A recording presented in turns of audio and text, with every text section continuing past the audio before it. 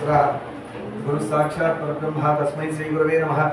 अप्रदुर्गं महाकायं सूर्यकोटि समप्रभं निर्विघ्नं कुरु मे देव सर्वकार्येषु सर्वदा।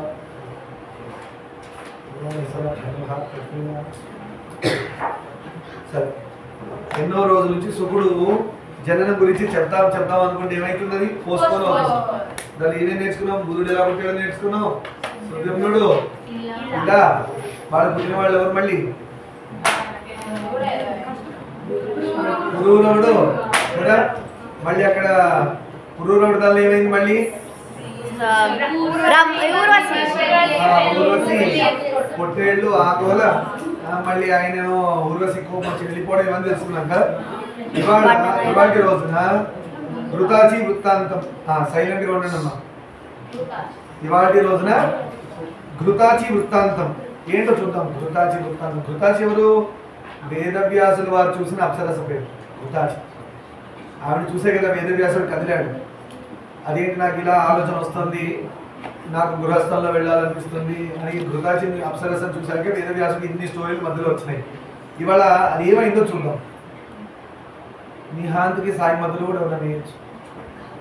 నిహాంత్ చివరికి వచ్చాయి. నిహాంత్ నా చివరికి చరణ్ పక్కకు వచ్చాయి. నిహాంత్ వ్యాస మహర్షి దేవకన్యకు ఘృతాచిని చూసి అప్పుడు అనుకున్నారు కదా, దేవకన్య వెళ్తుండగా చూశారు, ఈమె నాకు తగదు, నేను ఏం చేయాలి? దేవకన్యను చూసి వేదవ్యాసుడు అంత తపస్సు చేసిన ఆయన కింద దిగజారిపోయి గృహస్థుడిగా అయ్యి పిల్లని కనాలా? అవునా? వేదవ్యాసుడు అంటే ఎవరు? సాక్షాత్తు విష్ణు అంశం. ఇలా ఎలా ఎందుకు నాకు ఆలోచనలు వచ్చాయి, అలా అవ్వడం అవసరమా అని అనుకుంటున్నాను. ఎవరా సౌండ్ పొల్యూషన్ పక్కన పెట్టండి నన్ను అని చింతిస్తుండగా ఆ అప్సరోగన వ్యాస మహర్షి తనను శపిస్తాడేమో అని భయవిహ్వలయ్యి సుఖాంగన రూపం వహించి యథేచ్ఛగా వెళ్ళిపోయింది. ఎంబడి ఆవిడను చూసింది వేదవ్యాసుడు. తపస్సు చేసుకునే వాళ్ళని డిస్టర్బ్ చేస్తే వాళ్ళు శపిస్తారు. ఏముంది? తపస్సు చేసేవాడి నుంచి శపించడానికి కోపం తెచ్చుకొని నీళ్ళు తీసుకొని చల్లవని కాదు. వాడి కోపంలో వాడి నోటి నుంచి వచ్చిన మాట చాలు శాపంగా మారిపోవడానికి. అందుకని గొప్పవాళ్ళ జోలికి పుణ్యాత్మల జోలికి ఇలా పురాణాలు చెప్పేటప్పుడు డిస్టర్బ్ చేయకూడదు. అప్పుడు వచ్చిన మాట, హోమం చేసేటప్పుడు ఎవరైనా సత్యనారాయణ వ్రతం చేసేటప్పుడు కోపం తెప్పియడం, ఆ వ్రతాన్ని కూర్చునే వాడికి చాలామంది ఇంకో మిస్టేక్ చేస్తున్నారు. ఇంటికి సత్యనారాయణ వ్రతం చేయడానికి వచ్చిన పూజారి ఏం చెప్తే అదే చేయాలి. దాన్ని మళ్ళీ మధ్యలో ఏంటంటే వేలు పెట్టి మా దాన్ని ఇలా ఉంది కదా, మీ దాన్ని అలా ఉంది కదా, మీకు అంత అనవసరం. మీరు ఆయన పూజ చేయమని పిలిచారు, ఆయన వచ్చి కూర్చున్నాడు, ఆయన ఎలా చేయమంటే అలా చేయాలి అంతే. ఆయన బ్రహ్మం గారు అంటారు, అంటే సాక్షాత్తు బ్రహ్మదేవుడు అని అర్థం. అక్కడ అర్థమైందా? అలా బ్రహ్మంగారు వచ్చి కూర్చుంటే అర్థం ఏంటంటే ఆయన ఏది చెప్తే మీరు అది చేయాలి. ఇక కొత్తగా ఏంటంటే అందరికీ తెలివి ఎక్కువైపోయింది. ఎంత తెలివి ఎక్కువైందంటే పూజారి మాట అంటే పురోహితుడు మాట వినకుండా తయారయ్యారు. అలా ఉండకూడదు. పురోహితుడు ఏం చెప్తే పూజలో అది చేయాలి. ఇలా అని కొన్ని గుళ్ళకి వెళ్తున్నారు పాపం భక్తులు, అభిషేకాలు చేయమని లేదంటే జాతక రీత్యా అని ఇస్తే భయపెట్టేస్తున్నారు. ఇప్పుడు ఎవరికో శనిదోషం ఉందనుకోండి, నీళ్ళ వేసుకోవాలని చెప్పి 20,000, 30,000, 40,000 చెప్తే గుండె అయిపోతున్నారు పేరెంట్స్. అర్థమైందా? అన్ని డబ్బులతో నవ్వవు. ఇది ఒక కమర్షియల్ ఆస్పెక్ట్ అయ్యేసరికి ప్రతిదీ డబ్బుని హెచ్చుగా చెప్పి ఈజీగా స్వాహాలు అయిపోతుంది. అలా ఏం లేదమ్మా. జాతకం కూడా నమ్మకం పోవడానికి కారణం ఇదే అయింది. అందరూ భయపడిపోతున్నారు. గుడికి వెళ్ళి అభిషేకం చేస్తే దేవుడికి వస్త్రాలు పెడితే కానీ మీ పూజ కంప్లీట్ అవ్వదంటే ఎవరు చేస్తారు? దేవుడి పేరు చెప్పి నేను ఇప్పుడు నాకు పంచ కావాలనుకోండి, దేవుడి పేరు చెప్పి నేను పంచ మీతో కొనిపించుకోవాలి, 1000 రూపాయలు పంచ తీసుకొస్తే కానీ పూజ చేయను అన్నట్టు తయారవుతుంది. చేయగలుగుతారు అందరూ? దేవుడు అందరికీ భక్త సులభుడు అన్నాడు. దేవుడికి బిరుదేంటి? భక్త సులభుడు. భక్త సులభుడు అంటే భక్తులందరికీ చాలా సులభంగా దొరికేవాడు. కొంతమంది పేరెంట్స్ చెప్తుంటారు నాకు, నేను వెళ్ళి అభిషేకం చేయిస్తానండి, నేను పాలు పట్టుకెళ్తాను, పెరుగు పట్టుకెళ్తా, తేనె అన్ని పట్టుకెళ్తా, కానీ వస్త్రం కంపల్సరీ అని చెప్పి 800, 1000 రూపాయలు వస్త్రం బలవంతంగా కొని ఇస్తే కానీ పూజ కంప్లీట్ అవ్వదు అని చెప్పంటే చేయిస్తారు అభిషేకం. అలాంటి పూజలు కూడా బయలుదేరారు. కొన్ని గుళ్ళల్లో మన దగ్గరలో అట్లా అవుతుంది. అలానే జాతక రీత్యా ఫలానా రాయి పెట్టుకోవాలంటే 30,000 రాయి ధరిస్తే కానీ పోదంటాడు ఒక పూజ, ఒక పురోహితుడు బ్రాహ్మణుడు. 30,000 అంటే చెట్ల కాస్తే 35 లక్షల రూపాయలు కూడా కోసి తీసుకురావచ్చు రోజు ఓపిక. అన్యాయం కదా? అలా ఉండదమ్మా. వేదం నుంచి పుట్టిన జాతక శాస్త్రం కావచ్చు, జ్యోతిష శాస్త్రం కావచ్చు, అంత దారుణంగా ఉండవు. ఎలా మాట్లాడతాయంటే, నాన్న నువ్వు అలా వేస్తే మంచిదే, అలా వేయలేదా దేవుడి ప్రతిమను వేయి. అది వేయలేవా, న్యాచురల్గా చెట్టు వేర్ల రూపంలో చాలా మూలికలు ఉన్నాయి, అది ఫ్రీగా దొరుకుతుంది, అది వేసినా కూడా పనిచేస్తుంది. అది వేసినా కూడా పనిచేస్తుంది. ఎగ్జాంపుల్ ఇప్పుడు గురువు గారు రాశాధిపతి అనుకోండి, బృహస్పతి రాశాధిపతి, ఎవరికో వేసుకోమన్నారు. గురువు రాశాధిపతిగా ఉన్నప్పుడు ఏదో స్టోన్ చెప్తారు వేయమని, అది 30,000 40,000 ఏదో ఉందనుకోండి. అది ఏ లేని వాడు సాయిబాబా ఉంగరం వేసుకోవచ్చు అని చెప్తారు, లేదంటే రాఘవేంద్ర స్వామి ఉంగరం వేసుకోవచ్చు అంటారు. అదేముంది, వెండి ఉంగరం అయితే వెండి ఉంగరం, గోల్డ్ అయితే గోల్డ్, పెట్టుకోగలిగిన వాడు గోల్డ్, పెట్టుకోలేని వాడు వెండి. ఎంత 300 దొరికింది. ఎక్కడ 30,000 బంగారు స్టోన్ పెట్టి వేయాలి, ఇది పనిచేస్తుంది. అది దొరకలేదు అనుకోండి, ఎర్ర చందన మాల అని దొరుకుతుంది, గంధపు మాల, గంధపు చెక్కతో చేసిన ఎర్ర చందన మాల అని దొరుకుతుంది, బీట్స్, అది వేసినా కూడా పర్లేదు. శాస్త్రం అన్ని ఆప్షన్స్ ఇచ్చింది. ఈ కమర్షియల్ ఆస్పెక్ట్ వాళ్ళు ఏం చేస్తారంటే ఈ ఆప్షన్స్ దాచిపెట్టి కంపల్సరీ ఇది ఎందుకు వాడు దాని డబ్బులు వస్తాయి కదా, అలా చేస్తున్నారు, తప్పదు. అలా సంపాదించిన డబ్బు వాడు తర్వాత జబ్బు చేస్తుంది వాడికి. వాడు బ్రాహ్మడైనా, పురోహితుడైనా, గొప్ప పూజారి, భక్తుడైనా, అమ్మవారి భక్తుడైనా అన్యాయంగా నువ్వు వేరే ఆప్షన్స్ కప్పిపుచ్చి భయపెట్టి వాళ్ళ దగ్గర డబ్బులు లాక్కున్నావు, వాళ్ళు ఎన్ని కష్టాల్లో ఉన్నారు వాళ్ళ దగ్గర తీసుకున్నారు అని జబ్బిస్తారు దేవుడు, ఆ డబ్బు నుంచి జబ్బు వస్తుంది. అలా దండుకోకూడదు, తప్పు. ఇది ప్రతి బ్రాహ్మణుడు ధర్మం. యాక్చువల్ డబ్బులు తీసుకోకుండా చెప్పాలి, కానీ తీసుకోకుండా ఎందుకు చెప్పకూడదు అంటే బ్రాహ్మడికి మీరు ఏదోటి ఇవ్వాలి దక్షిణగా, ఎందుకంటే ఆ మర్యాద బ్రాహ్మడు దాన్ని డిపెండ్ అయి ఉన్నాడు కాబట్టి.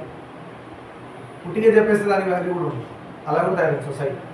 అలా అని చెప్పి వాళ్ళు పెట్టతారు ఏంటంటే అదేంటో విచిత్రంగా లక్షలు దోచుకునే వాళ్ళ దగ్గరికి వెళ్తారు ఎక్కువ భక్తులు. అదేంటో మరి అట్లా డబ్బులు అలా పోవాలని రాసినట్టుంది. అంటే మేబీ అదంతా దొంగ డబ్బో లేదంటే ఇంకో విధంగా సంపాదించిన డబ్బేమో, అది ఈ మార్గాలు కూడా బయటికి వెళ్ళిపోతుంది. నేను ఒకసారి వాస్తవంగా వెళ్తుంటా, అసలు ఏమి తీసుకోండి, ఒకసారి అడుగుతుంటారు జాతక మినిమం అంట, మీకు స్తోమత ఏది ఉంటే అదే వేయండి అన్న అంట. రీజన్ ఏంటంటే దానికి మర్యాదకి, ఆ శాస్త్రానికి మర్యాద, బ్రాహ్మణుడు చెప్పినోడికి మర్యాదకి కొంచెం దక్షిణ రూపం వేస్తాం. ఏంటి వేలల్లో అంటే ఇప్పుడు నేను వింటుంటే కూడా ఇందాక ఒక పేరెంట్ చెప్తూ నేను షాక్ అయ్యాను. 35,000 అంట ఒక మంత్ శాలరీ. ఇలా ఉంది బయట. అలా రాంగ్ హ్యాండ్స్లో పోకూడదనే మన ఈ పురాణాలు అడ్డు పెట్టుకొని పురాణం మధ్యలో ఇది కూడా చెప్పుకుంటూ వెళ్తున్నాం. అలా పొరపాటు మీ డబ్బులను తీసుకెళ్ళి అలాంటి వాళ్ళ చేతిలో పొరికండి. దేవుడు చాలా భక్త సులభుడు. అది కూడా ఏమి చేయలేను అనుకోండి, ఒక దేవుడి మూర్తిని పట్టుకొని ఉట్టి ప్రదక్షిణాలు చేసినా కూడా దోషం పోతుంది. 35,000 రాయి వేస్తేనే పోదు, దానికి సంబంధించిన దేవతామూర్తి ఉంటారు ఆ దోషం తీయడానికి జాతకంలో. ఆ దేవతామూర్తిని నిష్ఠగా నమ్ముకొని గురువు గారిని అడిగితే మంచి ఆయన నాన్న ఏం లేదు, ఇన్ని శనివారాలు, ఇన్ని మంగళవారాలు, ఇన్ని బుధవారాలు, ఇన్ని గురువారాలు అయితే చెప్తాడు. ఆ సంఖ్య ఉంటుంది క్లియర్గా. ప్రతి గ్రహానికి ఒక సంఖ్య ఉంది. ఆ ఎఫెక్ట్ నుంచి బయటపడడానికి ఆ జాతకం చూసేవాడు తెలుస్తుంది. ఆ సంఖ్య బట్టి ఆ ప్రతిమకి, ఆ దేవుడికి అన్ని రోజులు అన్ని ప్రదక్షిణాలు చేస్తే దోషం పోయింది అంతే. అది కూడా గుడికి పోలేదా, ఖాళీ కింద ఇంట్లో కూర్చొని జపం చేయి, డబ్బులు ఎన్ని ఖర్చు. ధర్మం ఇలానే చెప్తుంది. నువ్వు ఖాళీకి గుళ్ళో ప్రదక్షిణ చేయకపోతే జపం చేయి, లేదా ఓపిక ఉంటే గుళ్ళో పో, లేదా డబ్బులు ఉన్నాయో రాయో మూర్తో కొనుక్కొని చేతికి వేసుకో, లేదా ఒక బ్రాహ్మడికి డబ్బులు ఇచ్చి చేయించు, మీ తరఫున వాడు చేస్తాడు. ఎన్ని రకాలు ఉన్నాయి చూడండి ఆప్షన్స్. ఇది బ్రాహ్మడైన వాడు ధర్మంగా చెప్పాలి, అమ్మా ఈ ఆప్షన్స్ మా దీన్ని మీకు ఏది నచ్చితే చేయండి.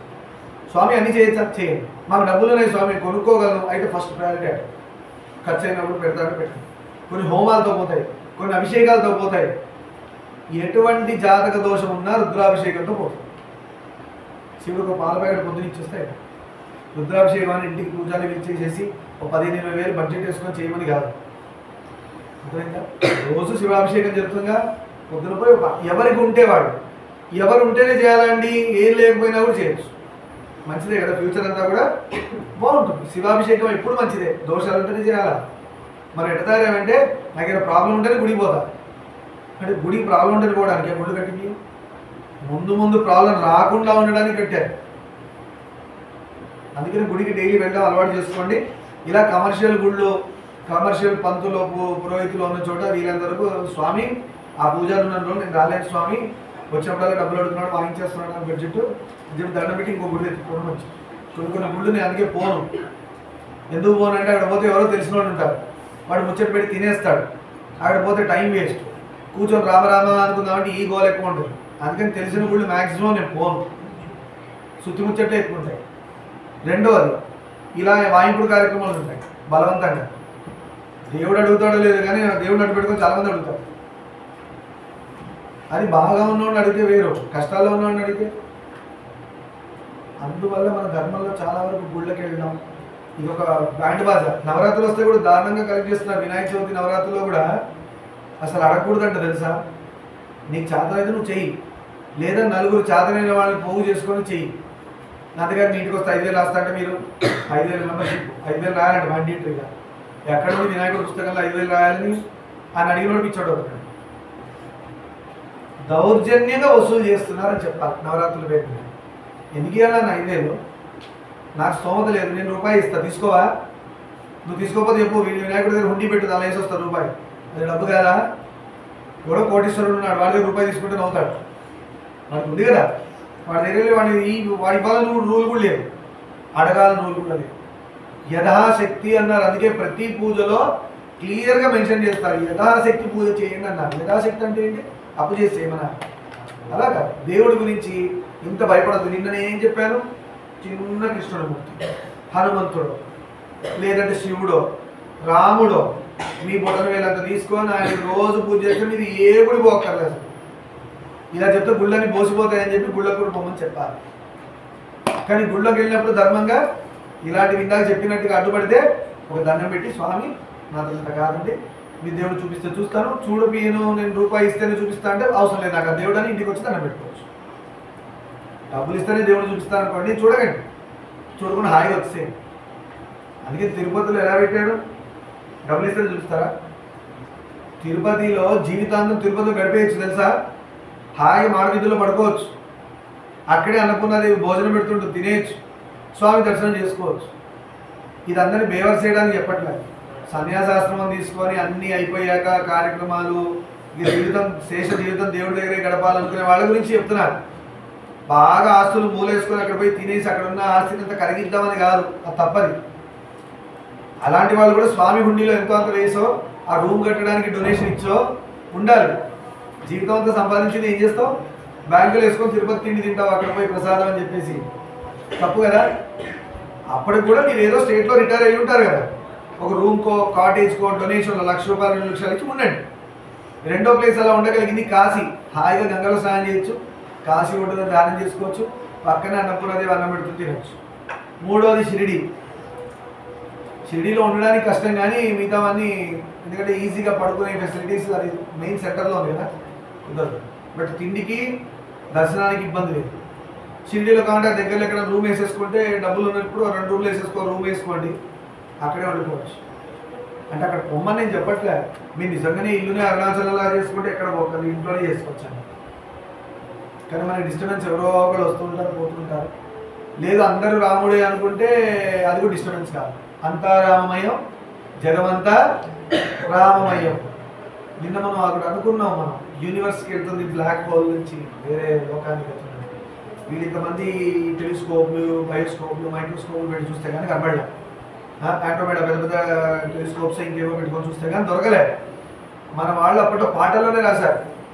అంతారామమయం అనే ఒక పాట ఉంది. దేవుడి పాటలు ఎందుకు వినాలరా అంటే దానిలో ఏదో మ్యూజిక్ కోసం ట్యూన్ కోసం కానీ ఇప్పటి పాటల గురించి మాట్లాడట్లేదు. రామదాసు, అన్నమయ్య గొప్ప గొప్ప వాళ్ళు రాసిన పాటలు మీరు కనుక ఉట్టి ఆ లిరిక్స్ చదవండి, పాట వెనక లిరిక్స్ చదవండి, ఎన్ని సీక్రెట్స్ ఉంటాయి. దానిలో ఈ యూనివర్స్ గురించి డిస్క్రిప్షన్ ఉంది. అండాండములు, బ్రహ్మాండములు, పిండాండములు ఇలా ఉన్నాయి. బ్రహ్మలు అన్నాడు, ఒక బ్రహ్మ కాదు, ఎంతోమంది బ్రహ్మలు మొదలు. అంతరామం ఏముంది పాటలో? అండాండములు, పిండాండములు, బ్రహ్మాండములు.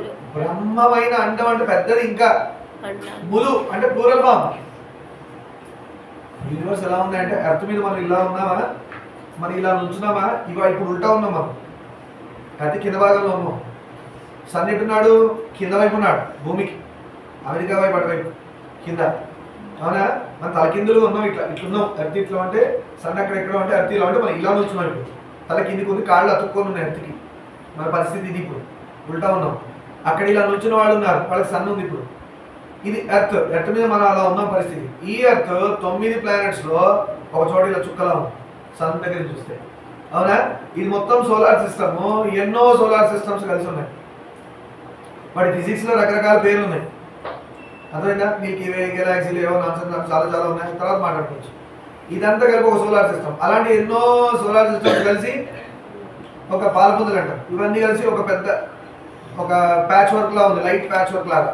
ఒక కాంతి పుంజం అంటారు, ఒక మబ్బుతో కూడిన కాంతిలా ఉన్న చోటు ఇలాంటి సోలార్ సిస్టమ్స్ ఎన్నో ఉన్నాయి.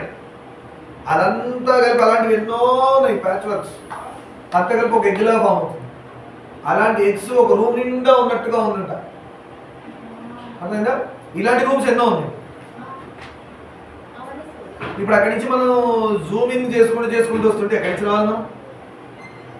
అసలు ఎక్కడి నుంచి రావాలంటే మనం మధ్యలో ఉన్నాం. అప్పుడు కూడా ఇంకెంత ఉందో ఆ పాటలు క్లియర్గా చెప్తున్నాడు. అండాండము, పిండాండము, బ్రహ్మాండము.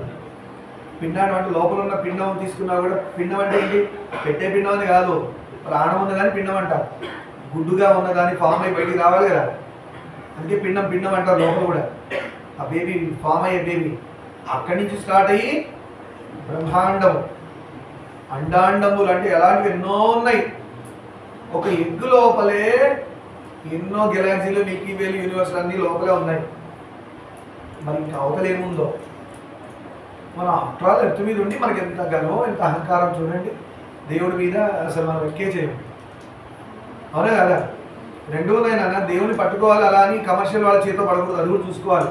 మూర్ఖంగా పిచ్చి భక్తిగా పోయి డబ్బులు నాశనం చేసుకోమని శాస్త్రం చెప్పలేదు, అర్థమైందా?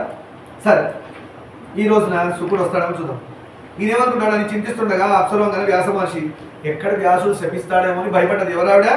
ఘృతాచి, అప్సరస. చూసింది కదా, ఎంబడే ఆమె ఒక సుఖాంగన రూపం వహించి యథేచ్ఛగా వెళ్ళిపోయింది. ఒక చిలుక రూపంలో, సుఖాంగన అంటే చిలుక రూపం ఎంబడే మార్చుకుంది. వాడికి ఆ శక్తి ఉంది, మార్చుకోగలదు. ఆ అప్సరస ఒక చిలుక రూపం దాల్చి ఆడచిలుకలాగా అరుచుకుంటూ ఎగిరికుంటూ వెళ్ళిపోయింది. అంటే నా రూపం వల్ల నువ్వు డిస్టర్బ్ అవుతావేమో, నేను డిస్టర్బ్ చేశానని శపిస్తావేమో, అందుకే చిలుక రూపం దాల్చి వెళ్ళిపోయింది.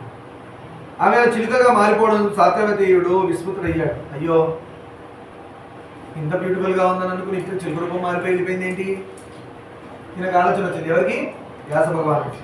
ఆ అప్సర కాంతయందు అలా మరలుగొన్న ఆమె తనను మర్చిపోవడానికి, వంచడానికి వచ్చిందేమో అనే సందేహంతో మనసు మార్చుకోవడానికి యత్నించాడు.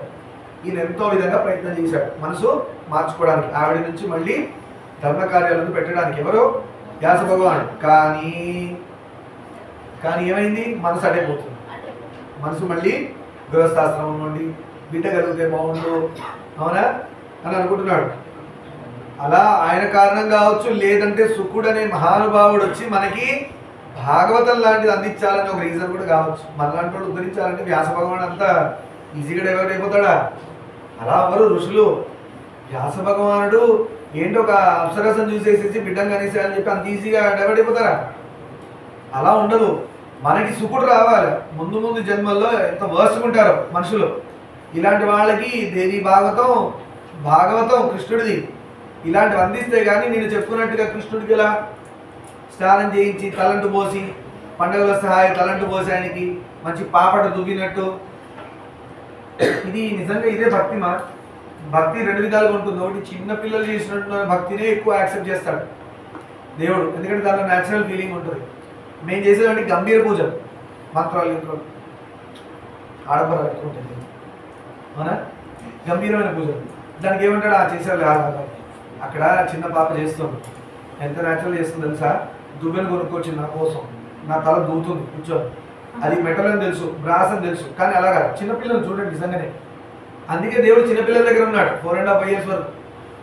తర్వాత దరిద్రంలో పడతారు కాబట్టి పోయాడు, వదిలేసి. వాడు దువ్వెను తెచ్చుకొని ఆకలి ఇచ్చిందా అని పోయి బిస్కెట్ తీసుకొస్తాడు. వాడు తిన్న సగం బిస్కెటే పెడతాడు, తిన్నట్టు.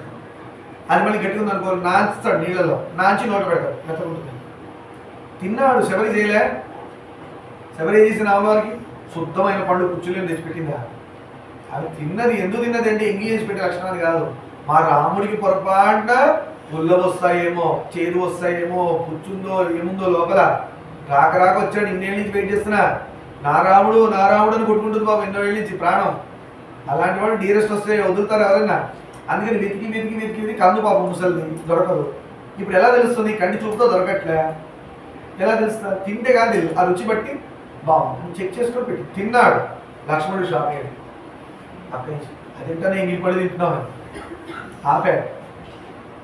ఇది భక్తిరా నాయన అని ఆపాడు తమ్ముడు. అది పిచ్చి అంట. భక్తి అనద్దు, పిచ్చి. ఎవరి మీద పిచ్చి? ఎవరికి? ఇలా ఒక్కడు మన మనసులో అలా పడిపోయాడు అనుకోండి, ఒక రామదాస్ పడిపోయాడు అనుకోండి, ఒక అన్నమయ్య పడిపోయాడు, ఒక శబరి మనసులో పడిపోయింది అనుకోండి, చాలు అయిపోయిందిగా.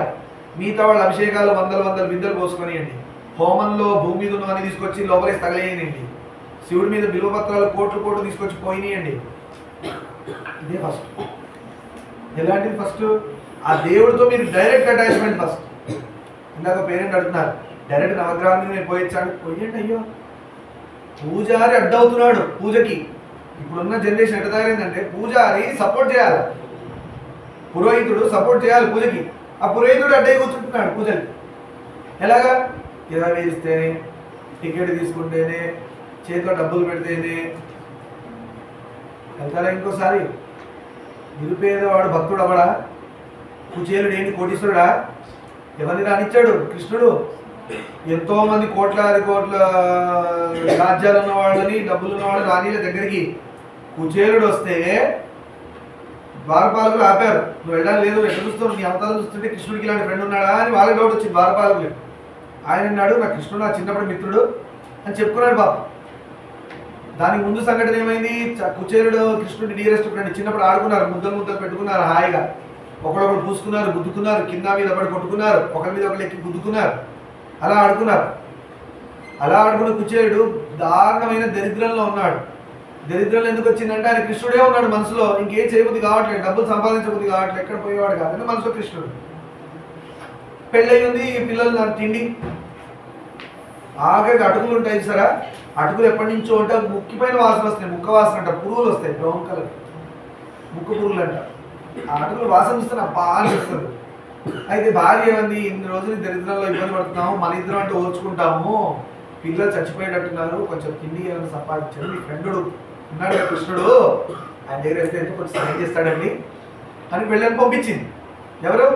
భార్య పంపించింది, కుచేలుడు భార్య పంపిస్తే ఈయన ఏం చేశాడు? సరే సరే అన్నాడు. ఉట్టి చేతులు ఎలా అన్నాడు? రాజు దగ్గరికి, పేషెంట్స్ దగ్గరికి, గుడికి, గురువుల దగ్గరికి, చిన్నపిల్లల దగ్గరికి ఉట్టి చేతులు ఏదో ఒకటి మీ దగ్గర ఏదో ఉంటుంది పట్టుకెళ్ళాలి, ఏదో ఒకటి పట్టుకెళ్ళాలి. గురువుల దగ్గర ఉట్టి రోజు కాదు నాన్న, ఎప్పుడో మీరు అనుకున్నారు, అర్థమైందా? అలా ఏదో పట్టుకెళ్ళాలి, గురువు దగ్గరికి వెళ్ళినా తీసుకురావాలి. ఈ కుచేలుడు ఏం చేశాడు? మన ఇంట్లో ఏమో అన్ని గిన్నెలు కాదు, మట్టి పాత్రలు కదా. వాళ్ళ ఆవిడ ఏమంది,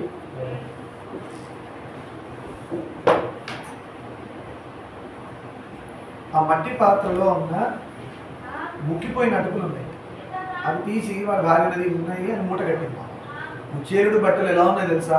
ఆ మూట కడదామని లాగి చిరిగిపోతుంది పంచ. అంటే ఒకటే పంచ ఎన్నో ఏళ్ల నుంచి నడుస్తుంది, అంత దరిద్రంలో ఉన్నాడు ఆయన. కృష్ణుడి డీరెస్ట్ ఫ్రెండ్. ఎవరు పని చేయాలి? ఎక్కడ పెట్టారు?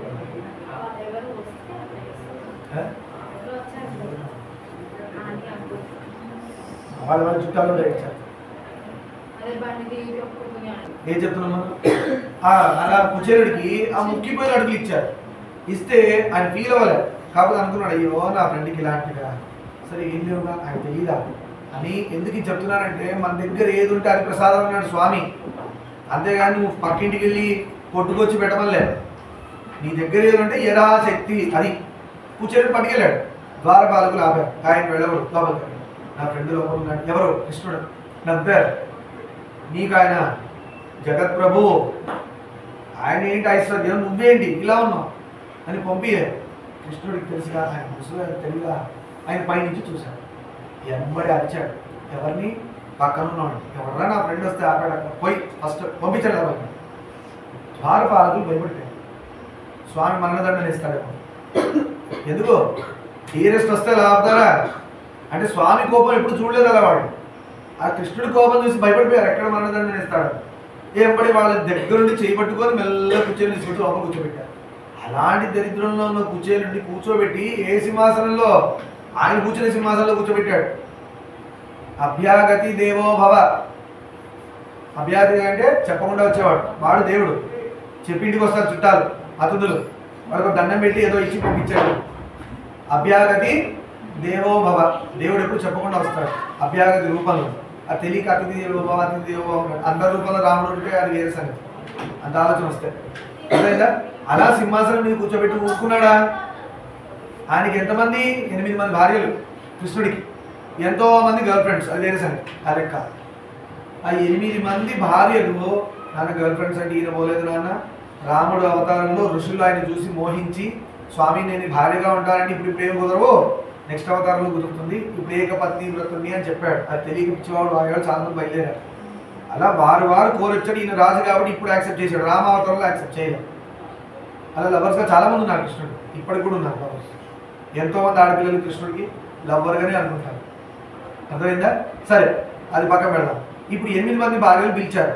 8 మంది భార్యలు పిలిచి కూర్చోబెట్టి నీళ్లు తెమ్మన్నాడు. కలసంతో నీళ్లు తెచ్చి వాడు పోస్తుంటే కృష్ణుడు కాళ్ళు అడిగాడు. ఎవరికి? ఫ్రెండ్ అని అడగలే, అభ్యాగతి. ఈశ్వరుడికి ఇంటికి ఇంకో ఈశ్వరుడు వచ్చాడా?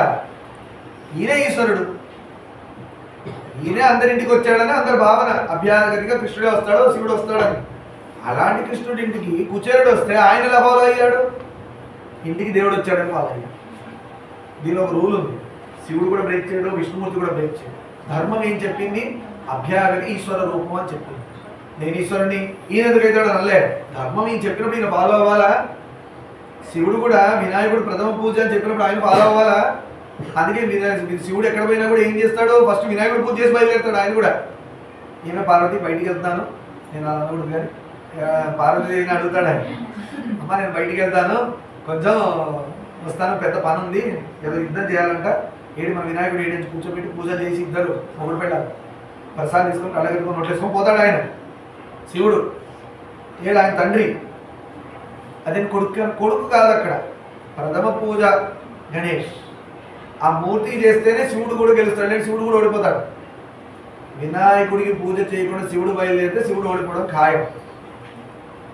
ఇది కూడా డౌట్ రాదు, శివుడు వినాయకుడు వేరు కాదు, ఇది మైండ్లో ఫిక్స్.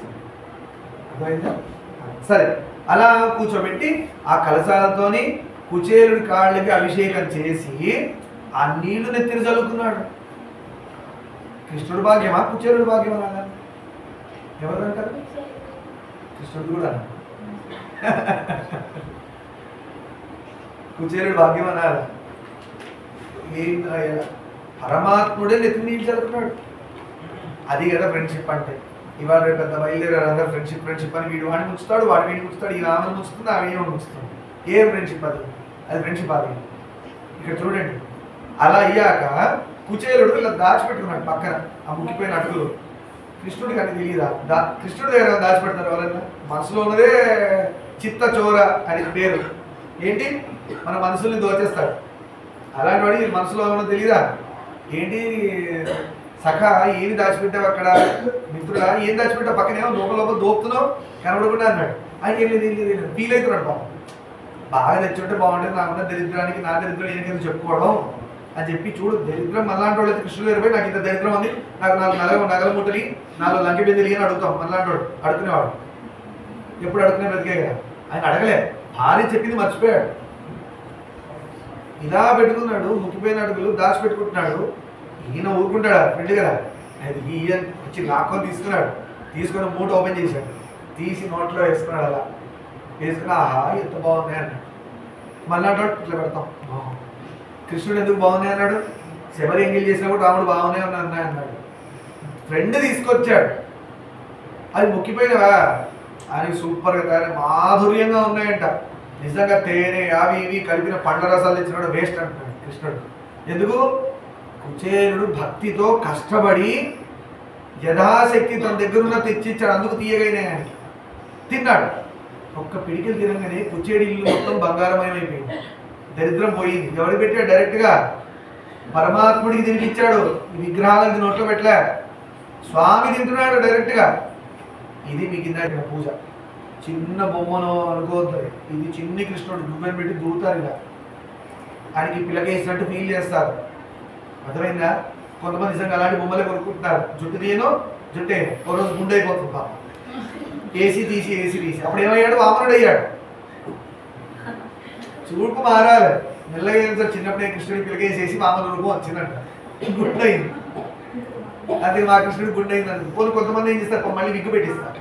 అది వాళ్ళ ఇష్టం. అది he is accepting. No what problem we have. మనకేం ప్రాబ్లం? భక్తి ఆయన ఇష్టం.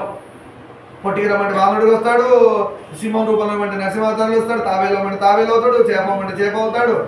ఇంకేమేమయ్యాడు? హయగ్రీవుడు అయ్యాడు. ఇంకా దశావతారం ఇంకేమయ్యాడు? రాజేంద్ర రాజు అయ్యాడు పాపం. పరశురామ అవతారం గొడ్డలు పట్టుకొని అందరినీ క్షత్రియుని భయపెట్టాడు. జాగ్రత్త, బ్రాహ్మణుడు జోలికి వస్తే జాగ్రత్త. ముందు కలికి. సరే అలా అవుతారు, అది పక్క పెడదాం. అలా కుచేలుడు ఇల్లు స్వర్ణమయం అయిపోయి అంతా అయిపోయింది. ఇంకొక పిడికిలి కనుక అడుగులు, ఆ కొంచెం అడుగులు తింటే కృష్ణుడు భార్యలందరూ ఈయనకు దాసోహం చేయాల్సి వచ్చేది. సేవకులు అయిపోయేవాడు. అప్పుడు రుక్మిణీదేవి వచ్చి ఆగండి ఆయన వచ్చిన అవసరానికి మించే ఇచ్చేశారు అని ఆపింది. ఎలా అయితే శివుడు విషం తాగుతుంటే అమ్మవారు వచ్చి ఇలా చేయిబిట్టి ఆపిందో, ఆ అమ్మవారి రుక్మిణిగా ఇక్కడ కృష్ణుడు ఆపింది. ఇద్దరు చెప్తాను కదా ఎప్పుడు సేమ్ అని. ఆయన ఇక్కడ మచ్చ పెట్టుకుని ఇక్కడ మచ్చ పెట్టుకున్నాడు. చెప్పాను కదా, ఇక్కడ పెట్టుకుని ఇక్కడ పెట్టుకుంటాడు. అర్థమైందా? కృష్ణుడికి శివుడికి అభేదం, అసలు వేదం ఇద్దరు సమానం. అలా అమ్మవారు వచ్చి ఆపండి చాలండి, మీరు ఇది కూడా తినేస్తే మేము కూడా వాళ్ళ ఇంటికి పోయి వాళ్ళ ఇంట్లో పని మనుషులా పనిచేయాలి. ఎవరు? కృష్ణుడి భార్యలు. ఎవరింటికి పోయి? కుచేలుడి ఇంటికి పోయి. చాలండి, ఆయన అడిగింది ఇంతే, మీరు అంత ఇచ్చేసారు ఆల్రెడీ ప్రేమతో. భగవంతుడు అలా ఉంటుంది. మీరు అందుకే అడగద్దు అంటారు. మనం పోయి అడుగుతాం. పోయి ఆయన ఎంతో ఇద్దాం అనుకుంటాడు. ఎలా ఉంటుందంటే, నీకు ప్యాలెస్ ఇద్దామంటే నాకు చిన్న గుడిసేసి అని అడుగుతాం. మన కోరికలు అట్లా ఉంటాయి. ఆయన మీకు ప్యాలెస్ రాసిద్దాం అనుకుంటాడు. కొన్ని ఎకరాల్లో స్వామి అని ఘోర తపస్సు చేసి నాకు గుడిసి అని అంటుంటాడు. ఎందుకు అడగాలి అసలు? ఆయన అనుకుంటాడు, వీడు చేసిన తపస్సుకి నేను ప్యాలెస్ ఇద్దామంటే వీడి ఇంత తపస్సు చేసి గుడిసి అడిగాడు. ఆ గుడిసి నిప్పు పడితే తాగాడు. ఆయన బాగా ఆయన ఇచ్చాక మళ్ళీ నందించుకుంటాడు. సరే బయటికి వచ్చేద్దాం. ఇవాళ శుకుడు పుట్టించేద్దాం తొందరగా, స్వామి దయ ఉంటే. ఆమె తను ఇవాళ మధ్యలో మనకి వేరే డిస్టర్బెన్స్ కూడా వచ్చింది. సరే మొత్తానికి శుకుడు పుట్టే టైం దగ్గర పడింది. మొత్తానికి ఆయన మళ్ళీ డైవర్ట్ చేసుకొని అక్కడి నుంచి ఇలా ఉంటుండగా ఆలోచిస్తూ హరిణి అంటారు. హరిణి కాదు, హరిణి అంటే యజ్ఞం. అప్పట్లో నిప్పు ఎలా మీకు గుర్తుందో, రాళ్ళు కొడితే నిప్పు వస్తుంది కదా. ఇంకోటి కూడా ఉంది, ఎండు పుల్లల్ని ఇలా రాస్తుంటే నిప్పు వస్తుంది. అప్పట్లో యజ్ఞానికి వాడే ఆ పుల్లల్ని ఇలా రాస్తే నిప్పు వచ్చేది. ఈయన ఆలోచిస్తుండగా వ్యాస భగవానుడిలోంచి ఆ తేజస్సు బయటపడి ఎక్కడ పడ్డది? ఈ అరణి ఏదుందో ఆ పుల్లల మీద పడింది. అక్కడి నుంచి బిడ్డ బయటకు వచ్చాడు. ఇది ఎవరికి దగ్గరగా ఉంటుందంటే సుబ్రహ్మణ్య స్వామి దగ్గరగా ఉంటుంది. సుబ్రహ్మణ్య స్వామి కూడా శివుడి తేజస్సు అక్కడ ట్రాన్స్ఫర్ అయింది. అగ్నిదేవుడి దగ్గర, భూదేవి దగ్గర, మళ్ళీ ఇంకెవరు ఆఖరికి వచ్చి దర్భల మీద పడి దర్భల నుంచి దొర్లి పిల్లాడు బయటకు వచ్చాడు. అర్థమైందా? అలా సుబ్రహ్మణ్యుడు. అలా చూడండి, మనం అందుకే మన బుద్ధితో ఆలోచించద్దు. ఒక మేలు ఫీమేల్ ఉంటేనే బిడ్డ పుడతాడు, అదంతా నాన్సెన్స్. అది భూమి మీద. శక్తివంతులైన వాళ్ళకి ఒకసారి అది కూడా చెప్పాక అమ్మవారు అయ్యవారు ఇలా చూస్తే, శివుడు పార్వతులు ఇలా కళ్ళలో కనిపెట్టి చూసుకుంటే ఆ కంటి చూపులోంచి వినాయకుడు పుట్టాడు. ఒకసారి ఋషులు అర్జెంటుగా వచ్చి వినాయకుడు కావాలంటే ఓంకారం వైపు చూసారంటే ఓంకారంలోంచి వినాయకుడు నడుచుకుంటూ వచ్చాడు. అలా ఉంటుంది. మనం అంతా మనిషి బుద్ధితో ఆలోచిస్తాం. సరే మొత్తానికి అరణి యందు అగ్నిమిత్తం మదిస్తుండగా అతనికి ఆ బిడ్డలు కావాలనే కోరిక ఉంది కదా, దానివల్ల శక్తి తనలో ఉన్న తేజస్సు బయటపడి ఆ అరణి మీద పడింది తేజస్సు. అది ఎరుగక ఆ మహర్షి అలాగే మదించడం మొదలుపెట్టాడు. ఇంకా చూసుకోలే పాపం, ఆలోచనలో ఉన్నాడు. ఆ శక్తి బయటకు వచ్చి ఆ ఎండు పుల్లలు ఉన్నాయి కదా, యజ్ఞానికి వాడి పుల్లల మీద పడింది. అయినా కూడా ఇలా మదిస్తున్నాడు అగ్ని కోసం. ఆలోచన అక్కడ బిడ్డ ఎప్పుడు వస్తాడా అని. ఆశ్చర్యకరంగా కదా, ఆశ్చర్యమే మనకి, బిడ్డలు ఇలా కూడా పుడతారా అని. ఆ అరణి యందు శిశువు జన్మించాడు. అతడి పేరే శుకుడు. చూడండి, లోకానికి శుకుడు గురువు లాంటి వాడు. ఇవాళ ఏ వారం? ఎన్ని రోజుల నుంచి పోస్ట్ పోన్ అవుతుంది సారా? ఎన్ని రోజుల నుంచి ఎన్నో కథలు వచ్చాయి. వ్యాస భగవానుడు గురుపీఠం, వ్యాసపీఠం అంటారు. అలాంటి గురువు కోరిక ఏంటి? బిడ్డ కావాలని. ఆ బిడ్డ ఏ రోజు పుట్టాడు? గురువారం. మనకి ఈ రోజు పుట్టాడు. శుకుడు జన్మించాడు. అతడు సాక్షాత్తు వ్యాసుడు లాగా ఉన్నాడు. సేమ్ వ్యాస భగవాన్ ఉన్నాడు. తండ్రి లాంటి కొడుకే కదా, పోలికలు అవే ఉంటాయి. అగ్ని తేజంతో ప్రకాశిస్తున్నాడు. ఎక్కడ పుట్టాడు? అగ్నికి వాడాల్సిన ఆ పుల్లలు ఉన్నాయా, అందుకే అగ్ని తేజస్సు. లేదంటే వ్యాసుడి తపశ్శక్తి వల్ల వచ్చాడు, అవునా? అందుకనే అగ్ని తేజస్సుతో ఉన్నాడు. అలా వెలిగిపోతున్నాడు బిడ్డ. వ్యాసుడు ఆ శిశువును చూచి విభ్రాంతుడై ఈశ్వరుని వరప్రభావం చేత స్వీయ తేజాన్ని నలుగడలా వెదజల్లుతూ అని అందు శుకుడు జన్మించాడని భావించాడు. మొత్తానికి ఈశ్వర ప్రసాదం, నాకు బిడ్డ ఇలా కలిగాలని రాసింది అనుకున్నాడు. చెక్కపుల్లలో పిల్ల పుట్టడం ఇంకా బాగా పిల్లాడు. చూడండి, ఇప్పుడు సైన్స్ పుట్టి మనకి చెక్కపుల్లలు పుట్టిస్తారా? చెక్కపుల్ల నుంచి చెట్టే పుట్టినది. ఒక వేప చెట్టు చెక్క ముక్కిచ్చి వేపని చెట్టును పుట్టిలేదు సైన్స్. మనం దీన్ని బేస్ చేసుకొని దేవుని పక్కన పడేస్తున్నాం. మూర్ఖులం అన్నారు. సైన్స్ ఎక్కడి నుంచి వచ్చింది అన్న అంటే ఈ శాస్త్రం నుంచి వచ్చింది. అర్థమైందా? అప్పట్లో రాళ్ళు కొడితే నిప్పు వచ్చిందంట కదా, ఇట్లా రీసెర్చ్ చేస్తే సైన్స్లో ఫైర్ వచ్చింది బయట. దీన్ని బేస్ ఏం చేశాడు? పూర్వంలో రాళ్ళు కొట్టుకొని నిప్పు కొట్టించారంటే ఒక క్వశ్చన్ ఒకటి వచ్చింది కదా, దాని బేస్ చేసి సైన్స్ వచ్చిందా? సైన్స్ బేస్ చేసుకుని ఇదో ఇంకా మన బుద్ధి లేనితనం ఏంటంటే దీన్ని పట్టుకొని దాన్ని వదిలేస్తున్నాం. రూట్స్ ఎప్పుడు వదలకూడదు. మీరు గ్రో అవ్వాలంటే శాస్త్రమే రూట్స్, మన వేదాలే రూట్స్. అది వదలకూడదు. అది పట్టుకొని మీరు ఏమైనా సబ్జెక్ట్ చదవండి, కింద పడదు. సరే, మొత్తానికి శుకుడు జనించాడు, భావించాడు. ఇక్కడ కాకపోతే ఇవాళ యాక్చువల్గా చాలా చెప్పాల్సింది ఉంది కానీ నాకు అనుకోకుండా ఇవాళ మన డీలే అయింది. మొత్తాన్ని శుకుడు పుడితే బాగుండాలని ఆపుదామని అనుకున్నాను. ఇవాళకి ఇక్కడ శుభం పలుకుదాం. సర్వం శ్రీ ఉమామేశ్వర పాదాలు విందార్పణ వస్తూ లోకాన్ సమస్తాన్ సుఖినో భవంతు. శాంతి శాంతి శాంతి.